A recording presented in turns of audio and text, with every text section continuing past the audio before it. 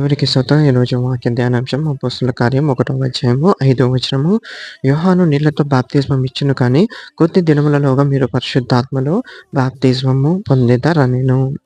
చూడండి, పౌలుని చూసుకున్నట్లయితే దేవుడొచ్చి మాట్లాడిన తర్వాత పౌలు మనుషుల దగ్గరికెళ్ళలేదు, శిష్యుల దగ్గరికెళ్ళలేదు, సంఘం దగ్గరికెళ్ళలేదు, సంఘ పెద్దల దగ్గరికెళ్ళలేదు. కానీ తను అరేబియాకి వెళ్ళి ఒంటరిగా దేవుడితో గడుపుట ద్వారా ఆత్మలో బాప్తిజం పొందుకొని, ఆత్మతో నింపబడి తిరిగి వచ్చి బలమైన అద్భుత కార్యాలు, సూచక క్రియలు, బలమైన వాక్శక్తితో మాట్లాడుతుండగా అనేక ఆత్మలు రక్షింపబడ్డాయి. అనేక సంఘాలు కట్టబడ్డాయి. ఆ ఆత్మతో నింపబడిన తర్వాత తిరిగి తన పాత రోత జీవితానికి వెళ్ళలేదు. అలా ఆత్మతో నింపబడి దేవుని కొరకు మనము కూడా నిలబడుదుము గాక. ఆమేన్.